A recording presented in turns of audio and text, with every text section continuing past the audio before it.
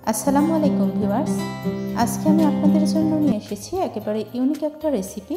আজকের রেসিপি সুজির চুষি পিঠা অথবা সুজির মিষ্টি। আপনারা হয়তো অনেকভাবে চুষি পিঠা খেয়েছেন, কিন্তু এভাবে হয়তো কখনোই চুষি পিঠা তৈরি করে খান নাই। যদি এভাবে তৈরি করে না খেয়ে থাকেন, অবশ্যই বাসাতে একবার হলেও ট্রাই করবেন। তার জন্য আমি চুলায় একটা প্যান বসিয়ে দিয়েছি। প্যানে 2 টেবিল চামচ পরিমাণ সাদা তেল দিয়ে দিলাম। এবার আমি 2 কাপ পরিমাণ সুজি দিয়ে দেব। সুজি দিয়ে এই চুষি পিঠাটা কিন্তু খেতে একেবারে ভিন্ন স্বাদ। আপনারা অবশ্যই বাসাতে ট্রাই করলে বুঝতে পারবেন কতটা টেস্টি হয়। এই পর্যায়ে আমি হাফ কাপ পরিমাণ ময়দা অ্যাড করব। অবশ্যই কিন্তু এই পিঠাটা তৈরির জন্য ময়দাটা দিতে হবে, তা না হলে এই পিঠার যে ডোটা তৈরি করব এই ডোটা কিন্তু পারফেক্ট হবে না। সুজি এবং ময়দাকে আমি 1 মিনিটের মতো কিন্তু ভেজে নিয়েছি। এখন 3 কাপ পরিমাণ আমি লিকুইড দুধ অ্যাড করছি। চুলার জালটা একেবারে লো হিটে রেখে আমি এই ডোটা তৈরি করে নেব। এভাবে কিন্তু নাড়তে হবে, তা না হলে কড়াইয়ের সাথে লেগে যেতে পারে। আমি আরও 1 কাপ পরিমাণ লিকুইড দুধ অ্যাড করছি। 2 কাপ সুজির জন্য 4 কাপ পরিমাণ লিকুইড দুধ আমি ইউজ করেছি এখানে।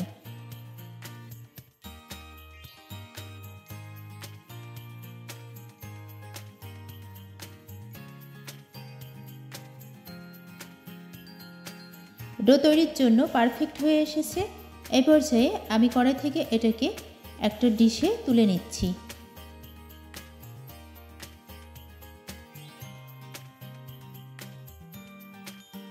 এটাকে আমি ঠান্ডা করে নিয়েছি। এই পর্যায়ে 3 টেবিল চামচ পরিমাণ সাদা তেল দিয়ে নেব। তেলটা দিলে এই পিঠাটা তৈরি করতে খুব সুবিধা হবে, হাতের সাথে লেগে যাবে না। তেলটাকে এখন আমি খুব ভালোভাবে মিক্সড করে নেব।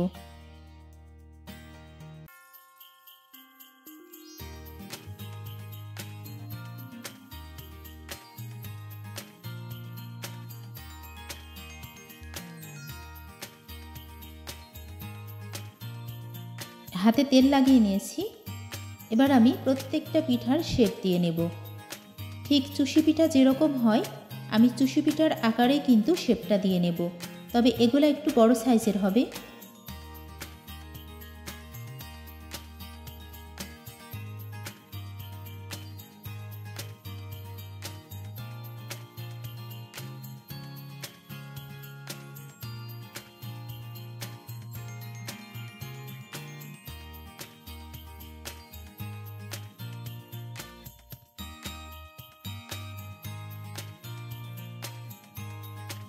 সবগুলা পিঠা তৈরি করে নিয়েছি।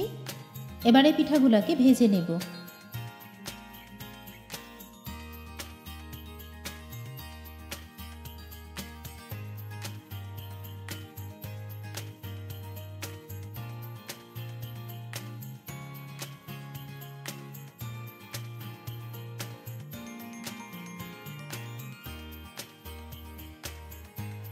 গরম প্যানে আমি পরিমাণ মতো সয়াবিন তেল দিয়ে দিলাম।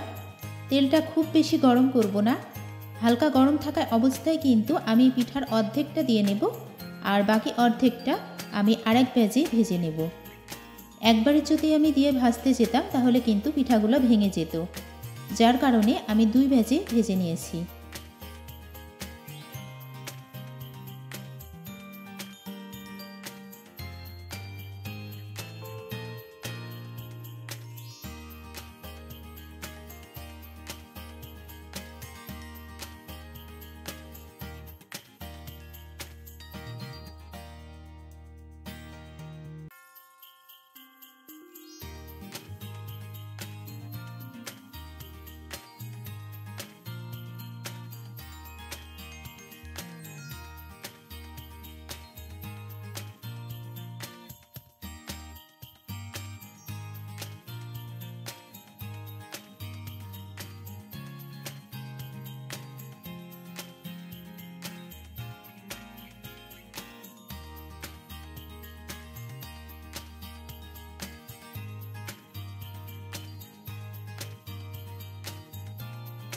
পিঠাগুলোকে আমি খুব বেশি কিন্তু ভাজবো না, লাইট ব্রাউন কালার হয়ে এসেছে।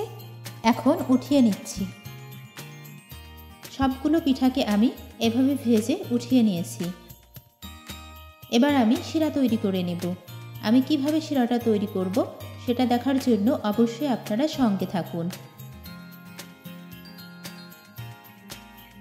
আবারও আমি চুলায় প্যান বসিয়ে দিয়েছি। 1 কাপ পরিমাণ পানি দিয়ে নিলাম।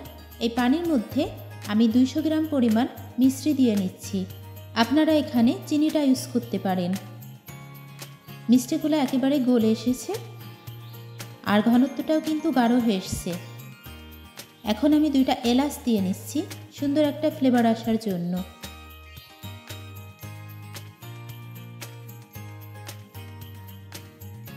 মিশ্রির শিরার এই ঘনত্বটা খুব বেশি গাঢ় করা যাবে না। এখন পিঠাগুলোকে দিয়ে নিচ্ছি। তারপর 5 মিনিটের মতো মিডিয়াম টু লো হিটে জাল করে নেব।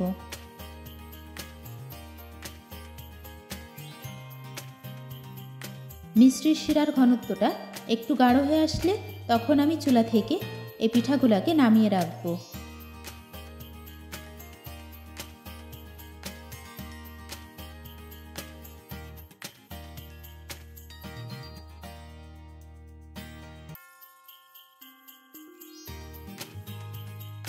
পাঁচ মিনিট জাল করে নিলাম।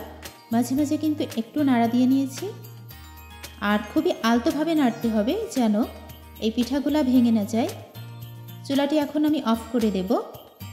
তারপর যখন ঠান্ডা হয়ে আসবে তখন আমি সার্ভিং ডিশে পরিবেশনের জন্য রেডি করে নেব।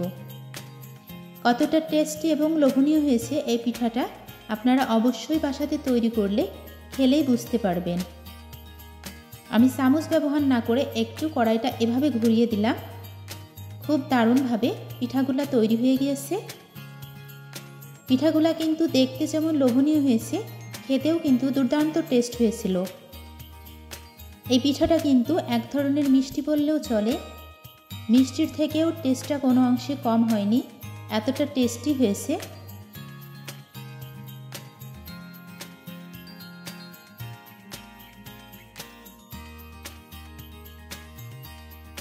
এই শীতের দিনে আপনারা যারা এখনও চুষি পিঠা তৈরি করেননি অবশ্যই আমার এই রেসিপিটি ফলো করে একদিন চুষি পিঠা তৈরি করে দেখুন, কতটা টেস্টি হয়। আমার ভিডিওটি যারা দেখছেন এখনও লাইক দেন নাই, প্লিজ একটা লাইক দিয়ে দেবেন। ফিরে আসবো আবারও নেক্সট কোনো রেসিপি নিয়ে। আসসালামু আলাইকুম, আল্লাহ হাফেজ।